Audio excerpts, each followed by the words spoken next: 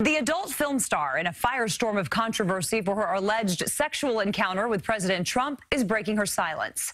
Tonight, Stormy Daniels appeared on 60 Minutes to discuss her relationship with the now commander-in-chief and how she says she was threatened to stay silent.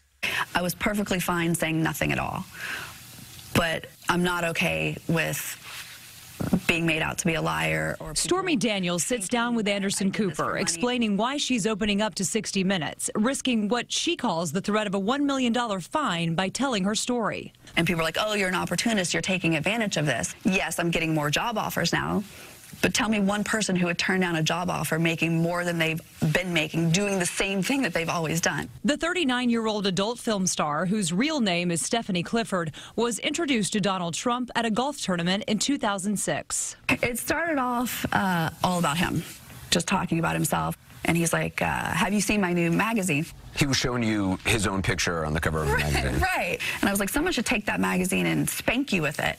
Melania Trump had recently given birth to a son just a few months before. Did he mention his wife or child at all in this?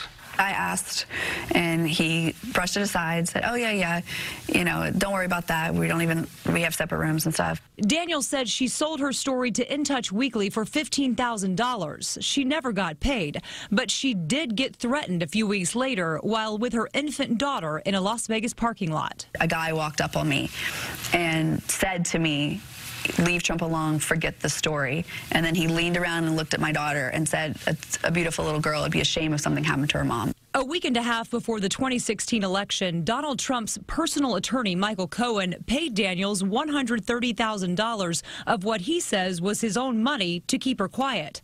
Cohen denies the money was a campaign contribution, but a former chairman of the Federal Election Commission told Cooper it certainly was. It's a $130,000 in-kind contribution by Cohen to the Trump campaign, which is about $126,500 above what he's allowed to give. And if he does this on behalf of his client, the candidate, that is a coordinated, illegal, in-kind contribution by Cohen. No response from the White House on tonight's interview, but President Trump has denied ever having an intimate relationship with Stormy Daniels.